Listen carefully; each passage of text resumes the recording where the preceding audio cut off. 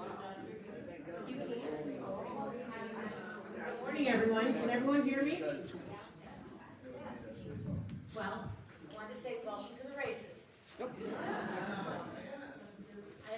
It is like a Kentucky Derby. This is my Saratoga hat, so I don't get to wear it often enough, so I decided to wear it today. Have any of you read the book? Oh, terrific. Please participate. It was a very, very interesting book. It was also kind of a tough book because it takes place over 170 years. So it starts in 1850 and goes all the way to 2019. So because of that, it made it a little challenge. I'll turn it off. Okay, is it good now? Oh, great. Okay, or I'll just talk loud. There are a lot of characters in this book, so I made you a list of the characters. I'm gonna pass those out.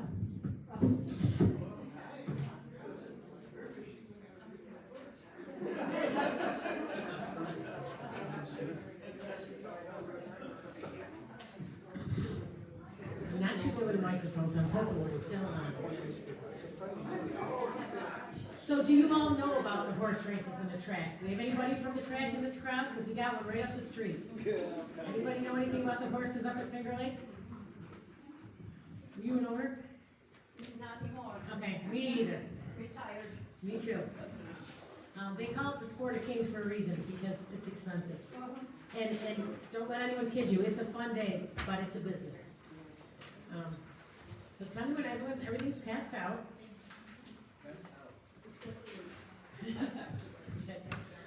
So let's start.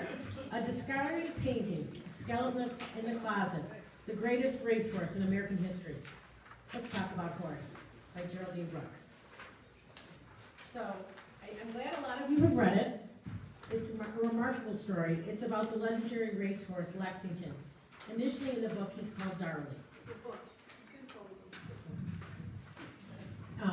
This is a novel about art, science, love, slavery, and America's unfinished business with racism. The story is told from the perspective of 6 characters. In my mind, really 4 characters. When you, if those of you who've read the book, those of you who hadn't, each chapter is assigned to somebody. There are 4 really main characters.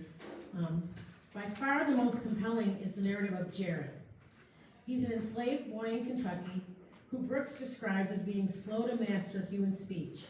But he could interpret horses, their moods, their alliances, their simple wants, their many fears. He came to believe that horses live in a world of fear. When you grasped that, you had a clear knowledge of how to be with them. Jared understands horses' fear because he too is wholly dependent on the whims of others for food, for shelter, and like horses, he can be beaten or sold at any moment. In the antebellum South, horses and their slave attendants are commodities, nothing more. So, when the book actually really, in the beginning, starts in 2019. And it starts with 2 kind of contemporary characters. Theo is a young black PhD candidate in art history. He works on a magazine article in his apartment in Washington, D.C. He's the son of diplomats, so he's been all over the world, in school all over the world. He helps an elderly white neighbor dispose of a collection of junk. His neighbor seems to disapprove of having a black man living nearby. In the pile of junk, Theo finds an old portrait of a horse, and that's where the story starts. He meets Jess, who manages an osteology lab at the Smithsonian Museum. She's from Australia. She liked to, in her youth, play with animal bones. Her position at the Smithsonian, where every day brought something new into a flow of specimens. A colleague tells her that a British researcher wants to inspect a horse skeleton owned by the Smithsonian. So that's where the story begins. The woman from Britain is looking at the skeleton because, as I said, horse racing is a business. They want to know, this was the greatest racehorse that America ever bred, and they wanted to know his bone structures, how they could breed to get more horses like him. So even in the beginning, you can see there's a business reason that they're doing all of these things. But as I said before, Jared is the most compelling narrative. So let's get to, so what happens, Jared is born into a family in Kentucky. His father's actually a free black man. He had bought his freedom. He's a horse trainer in Kentucky. And then his hope is to someday buy Jarrett's. So I wanted to read you a caption from the thing that I thought was pretty profound. Okay, where's what I wanted to read you? All right. Jarrett's life changed when a white-footed foal was born. He makes me feel hopeful, Jarrett says of the animal. Like the future gonna matter more than it did the day before he come. Eventually, the foal is named Lexington. He goes on to become a legendary racer and even a more legendary sire. Jarrett and the horse develop a profound bond that enables a young man to gain some own agency over his own life. As Lexington is sold, then sold again, Jarrett is sold with him. He's changed from being called Warfield's Garrett to Tenbrock's Garrett to Alexander's Jarrett. And although he has no last name, Jarrett gradually becomes a literate, perceptive, disciplined, canny, and empathetic. So, in the beginning, they sire this young foal, and they call him Darcy, and he has this tremendous bond with Darcy. And as he starts to become more of the racehorse, the original owner, Warfield, turned to his father and said, "You were the one that came up with this mix. You sired Boston, with the foal that he had on his land." He said, "For your payment for the whole year, I'm going to give you half of Darcy. You're going to be a horse owner now, this emancipated black man." But what you don't know when you first begin reading it, you think, "Oh, that's so wonderful." But they were not allowed to own racehorses. They weren't allowed to bet on racehorses. They weren't allowed to get any of the purses. So he goes in his first race and he does tremendous. And then people find out that he's owned by a black man, and they blackmail the owner and say, "We're going to reveal this, and you're going to lose half the purses, so you don't have the money to pay back if you don't sell them to me." So he gets sold, and with him, Jarrett gets sold. And he gets sent down to New Orleans to Richard Tenenbrook's farm. And he is a northerner who has he becomes a real integral part of it. He doesn't have a voice in the book, but he becomes really kind of in a sense what the story is all about. And in the beginning, he seems very kind and wonderful and really is good to Jarrett. But always in the back of the book, it's a business. And so Jarrett travels with him. He travels to a farm to originally kind of gain and grow the horse. And it's supposed to be put under a trainer that's very famous down there. And that trainer takes everything away from Jarrett and is cruel to him and truly makes him just a farm slave. And then the horse gets sick. And he needs Jarrett back. And then Jarrett takes him back and heals him, and he goes down to New Orleans. And this horse is now growing into the greatest horse that America's ever bred. And he's racing against horses down there, and he's beating them, but not even just beating them, he's crushing them. So the point where horses don't want to race against him, so he races in what's called a race against the clock. It's the first time that was ever done. And that's when they start timing the races and speed thing. And he blows that away. So all of a sudden, he's become very valuable. But in the midst of this, Jarrett notices that the horse is becoming blind. And he wasn't blind. Horses become blind from infection, but they also become blind from being beaten or things like that. He knows he was never beaten, but he also can see he's blind. But if the horse is blind, he can't race anymore. So he's afraid to tell the owner. And eventually it comes out, and the owner tries to make it out like he's been, but I think the owner knew all along. He had spies everywhere. But he says to Jarrett now has made enough of his own money that he can buy himself out. And the owner won't let him. Tenenbrook won't let him. So he says, "You've deceived me, so now I'm going to sell the horse." And he's devastated because he thinks he's going to lose his horse, and this is what he's got the strongest connection with. But they are sold together. And in the end, the blindness is a blessing. The blindness was truly a blessing for Lexington, the great stallion, because then he was sent out to sire, where before they would ride these horses till they could ride no longer, and a lot of them died right after the races. But now he was put out to pasture at about 3 or 4 years old. So he became the greatest sire that was ever brought from the country. All these foals that he's went on to win and win and win. But I wanted to talk to you. Oops. Oh, there goes my presentation. Let me turn this off. So this is a little bit of it talks about money and things like that. So I wanted to pass this out. We're going to talk a little bit about what the dollars look like.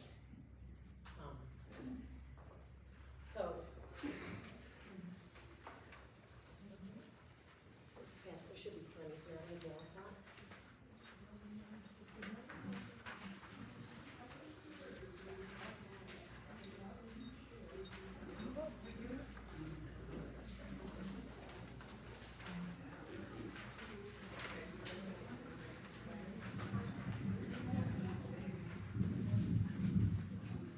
So I guess I should tell you this, since we're gonna play this game a little.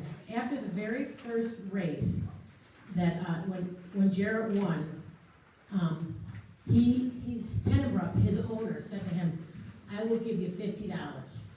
You can use it for three things. You can use it to take a vacation, and if you wanna go and go back and see your family. You can, have a tutor. I don't even remember I apologize, I don't remember what the last one was, but he chose the tutor. So at that point, he started to become literate. He chose the road that was gonna take him further. You can see, the very first thing talked about, I told you that Henry, Jarrett's father, was an emancipated. He had emancipated himself, and he had begun saving to buy Jarrett out of slavery. When he left, he didn't have enough. When he sold him, he didn't have enough to buy him. But he gave him $750 of the winnings that he had made. And so you can see what that was. Jarrett went on then to double that when he raced again. So, where's my little cheat sheet in here? Okay, so in 1853, his father gave Jarrett $750. In today's dollars, that would be $29,878. So that was $30,000. When he raced in 1853 on his second appearance, he offered him a $50 payment. In today's dollars, that would be about $2,000. So this horse was making really, really big money.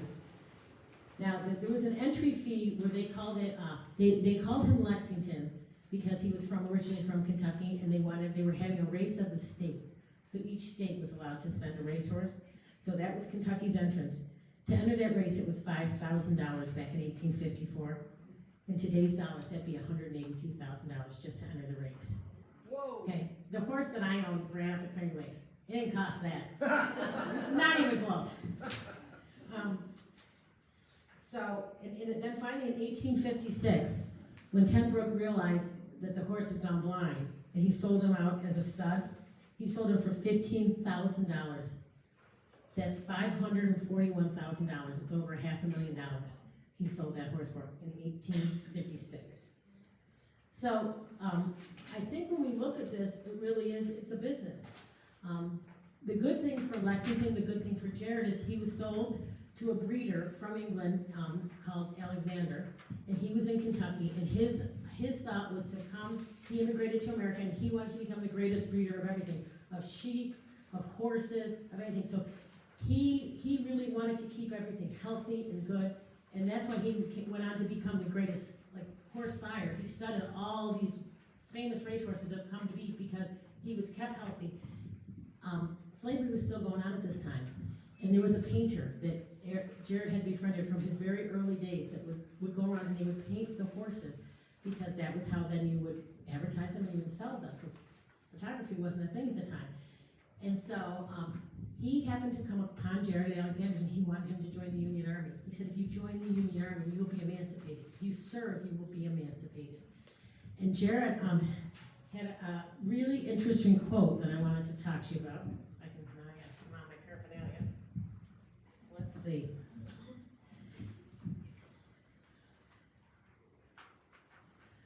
Here, it's right. Okay.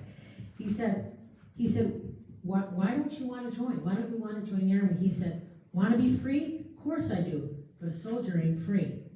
He thought about May's husband and his shattered arm and his uncertain future. I respect the men who join the army. I do, but I've been taking orders all my life, and now I'm giving them. I as good as run this place, Mr. Scott, and I get paid for it. He saw the surprised look on Scott's face, because once again, theoretically, Alexander owned him. But he said, Mr. Alexander commenced to pay us wages right after the president's proclamation. What do you think? I'd give that up to take orders from some white man, a white officer, a stranger, that doesn't care if I live or die? Just be another master the way I see it. We suffered enough on account of slavery already. I don't plan on lying down my life to end it. You folks who made this mess, I reckon you ought to clean it up. So he chose not to do it. The great thing for him in the end, Alexander sends him to Illinois, then sends him to Canada to be his emissary to move horses around. So he becomes a free man. In the end, he's illiterate, he's a free man, and instead of being Warfield's Jarrett, instead of being Ten Brooks' Jarrett, instead of being Alexander's Jarrett, he became Jarrett Lewis. He became a free man. So that's the happy ending in the story. The sad ending in the story, so we started with Theo, we started with Jess, and they were in 2019. And they came upon this painting, and that's kind of what started it off. And they go back and they find this history. But I sort of alluded in the very beginning, I told you that Theo, he was a kind of a student of the world. He was born to diplomats. He was from Nigeria, his mother was from Nigeria, his father was American, he was educated at Oxford and Yale. But because he was kind of a child of the world, he didn't really know the ways of America. And when you travel the world, and I mean, we have a world traveler right in the back, but I don't think prejudice is quite what it is here in America, and frankly, I'm ashamed of that. And he didn't know how to really, in a sense, safely operate in the Washington world. He was living in Washington, D.C., and his friends would say to him, he was a runner, and he'd like to go out and run at night, and his friends would say, you gotta wear something with a college on it, you gotta wear something, because they don't like to see. People, it makes it nervous, they see black men running. And so he would try to do that, and he had other friends that would say stuff to him. They'd say, you don't know, man, like how to live safely in America. So he goes on this, he meets this Australian woman, they start a love affair. Everything is going good, and one night he goes out for a run. Now this is near the end of the book, it's a shocker, so if anyone hasn't read the book, hug your ears, step outside. He goes out for a run. After he has done all the right thing, he's found out the worth of this painting. This painting is now worth a lot of money. And he decides to give it back to the black neighbor. It's in his mind to give it back to the woman who, she just put it out in the garbage. She said, but, yeah, she's white, I'm sorry, yes, she's white. Give it back to his neighbor, who really was very prejudicial, and she had thrown it out as junk, and he had helped her move things in and out, and she said, just take whatever you want. Well, now it's worth a lot of money, so he says, I feel like I should give this back. And Jess says to him, why? Like she didn't want it, it was garbage. But he knew it was the right thing to do. So he goes out that night for a run, it's a cold, rainy night, and he sees down an embankment somebody has slipped and fallen, and is hurt and is yelling for help. So he goes down to try and help her, and he's trying to call his cell phone's got no reception. I don't really remember or know, so if you do jump in. Somehow the police get there. The police are alerted, they get there, they look down, there's this athletic black man standing over this woman who's obviously hurt, and he's holding up his cell phone to say, like, and I can't, and they think it's a gun. And so, racial profiling, he's shot, he's killed. So, that's the sad ending to the book. It's kind of showing you that, unfortunately, this is unfinished business in America. We need to be better, we need to do better. And the really, I guess, the saddest and nicest part is when Jess, who now knows what his wishes are, wants to give this painting still, wants to make sure this woman gets this valuable piece of art back.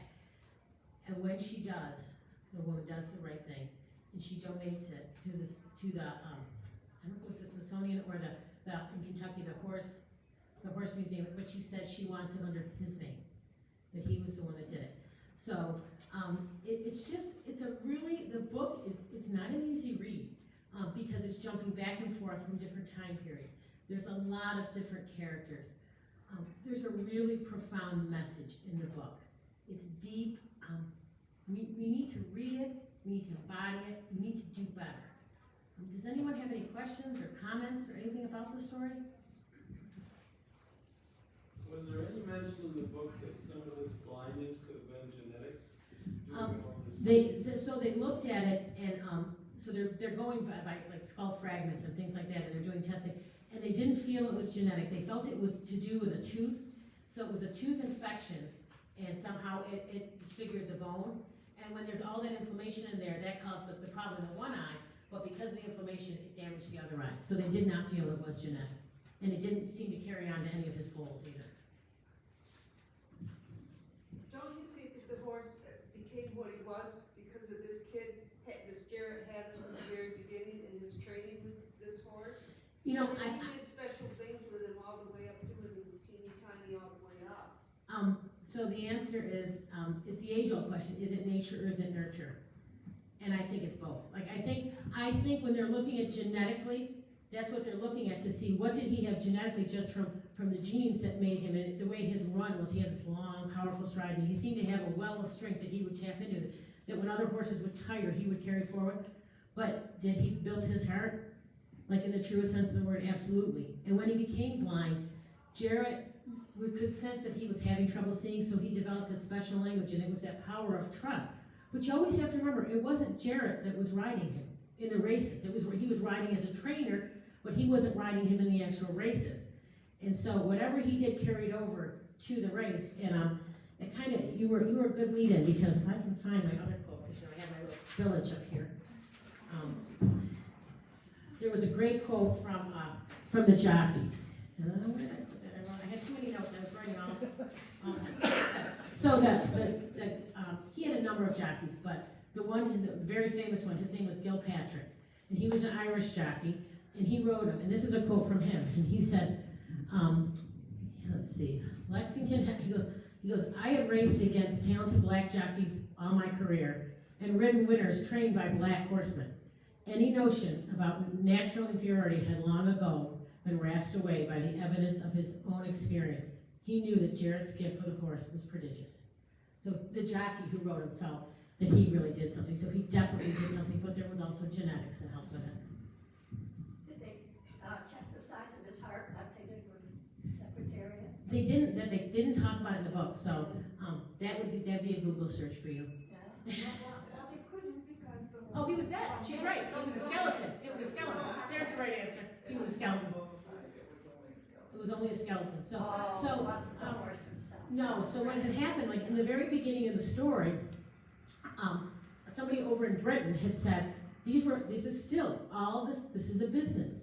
So this is all these people who are saying, okay, let's look at why this horse. He ran against the clock. He beat all kinds of records. They ran much longer races back then too, and then they would give him an hour off, and then they'd have to run again. So where was all this stamina coming from? So they had heard that the Smithsonian had this skeleton, and it was hidden away up in the attic. Like no one was paying any attention to it until Britain called and said, we got some horse owners here that want to do some investigation, and that's kind of what kicked it off. And then they discovered the bones had been assembled wrong Incorrectly, right?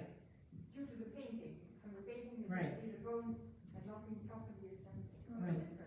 He's Colts, as famous as he was. Not as famous, because he's the most famous, but he sired a tremendous amount of winners, and you can really trace them back. I thought it was interesting how they brought the Preakness into the book. Right, and I thought, because my hat, he did spend a little time training at Saratoga. But if you ever have a chance to go to the races, it's fun here. It's a whole different business at Saratoga. I mean, it's beautiful. It's like the old, it's the closest we can get to Kentucky. And if you were all at my book club, we'd be having mint juleps. I don't know if this is the way I'm supposed to run this discussion, but Alexa said I could do it anyway. I'm on it. So you're at Kathy's book club. So is there anything else that anyone found very profound in the book? The intake. Yeah, it was a real shock. Big waste. Yeah, it was. But like, it was a big waste. Like he was a beautiful soul. He had a wonderful future ahead of him. And it's hard. And it's like, and I don't know how we get past that, the fear, Because they tried to bring up charges against a policeman, and the charges didn't stick because it wasn't malicious intent. It was fear on their part. Culture. But anything else, anybody? I'm still trying to figure out, this is a real horse. Yeah. Jared was a real person. No. So it is a real. There are certain people that are real in it, like probably Richard Tenenbaum. Things like that. Jared is not. I mean, there's a picture that they can show a black groom, but we don't know. She in a sense made up Jared's story. So there wasn't a person that. There was a black groom, but it wasn't like she could go back and research that it was Jared. I'm sure she did a tremendous amount of research, and I'm sure she probably tried to tie in as much as possible, but there weren't those kind of records they would show a black room or things like that. So she made up a lot of the. But was somebody said it with the Yes, horse? yes, that part is true. Okay. But like some of the other things, I'm sure she took some artistic licensing with. So it's historical. It is. Is that true? Every time I say it, she goes, is this historical fiction, right? Okay, and I'm getting the nod from the, Yeah, based on a lot of facts, but she's all. Right, It's her imagination. Do I remember right that Lexi was, the Seabiscuit or Secretary of the Senate? see, I should have done more research on that, and you are right, it is one of them, but I think it might be Seabiscuit would be my guess. But, yeah, I'm certainly like, I dabbled, I'm not in that, but when you get in the world of like horses and those people, they all know each other, and it's a pretty interesting crowd. Well, it is. Any other questions? Go ahead. I don't know why, but book covers interest me. And I thought that book cover was beautiful. Well, you know- It was very enticing. It said to you, pick me up, you Well- wanna read me. Well, I'm gonna hold it up for you with all my little notes, but it was one of the questions in the book discussion thing that I was looking at. It said, what do you think about the cover? So there's the cover, for all of you who haven't seen it. And it's just horse. So you really kind of don't know, go ahead. And I loved the author's notes at the end of the book. Uh-huh. And I found it very interesting that her husband did not like most of the other books she had written, but he really loved this one. And he died I know, while she was, writing it. I think, on a book tour. Yeah, on a book tour, you're right. You are right. Yeah, she's a horsewoman. She's also originally from Australia. She lives in Massachusetts. She's 68. She's a Pulitzer Prize winner, not for this book, but a book called March. Has anyone read March? Did you like it? It was okay. My favorite book that she wrote is People in the Book. Okay. Which is wonderful. This one, she won the Tony Ryan Award for this book. What did you think? So the most, I would say, it was the most interesting character, other than Jared in this book to me, was Tenbrook. What did you think of him? Did you think of him as a hero, as a villain, as a businessman? What did you think of him? He was the second owner. So supposedly, he was from the north, he didn't believe in slavery, but he did it. I mean, because he was, he had a beautiful horse farm. He was from a wealthy family, and he did something in college. He kind of got in some kind of trouble in college and never finished. So he, in a sense, kind of had to become a self-made man, but he did it down in the South through horse racing and gambling, and he had this beautiful farm, was very, very wealthy down in Mississippi and Louisiana. And then when the war started to get going, he shipped, and he started to do stuff over in England. He went over to England to play. And I don't quite know what happened after England, but he died penniless in California. So kind of what went around came around. But, and it's funny, because I really had, because in the beginning I'm thinking, oh, this is a good thing, he got sold. Like, he wasn't, he in a sense exposed, like, the Warfield was saying, yeah, you gave half this horse to this emancipated black trainer, but he can't theoretically do anything, it's always gotta be under your name. And he knew that, because he was part of the whole association that formed this. And so then when they called him on it, he sold him, and he sold the guy's son, and it just became really amazing to me that how detached they became from other humanity. And one of the 6 characters, her name is Mary Clay, and she was a young girl that grew up with Jared. And she only has 1 or 2 chapters in the book, so she's not a prominent one. But she also was trying to warn Jared, like he was gonna try and run away, and then she's like, oh, you can't do this, and she got her father involved to try and help him to save him back. And then she'd go down when there'd be the big races, and you could interact, and she'd say, slavery, like the war of emancipation is coming, you've gotta be careful. Almost like trying to warn him and trying to help him, almost like the friends of Theo were trying to do to him. Trying to say, like, this is how you have to play. It might not be right, but this is how you have to play in this world so you stay safe. So that was kind of interesting. But the rest of it, it was sad. It was like they just looked at everything was a business to them.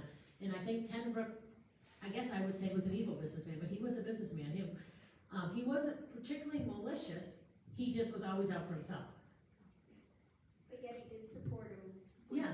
with reading. He did. He supported the reading. Gave him options of what he could do Right. today, and So sometimes you think like, oh, he's not a bad guy, and if he has to go anywhere, better that he's going with this one, who theoretically didn't believe in slavery, but yet still utilized it to his gains.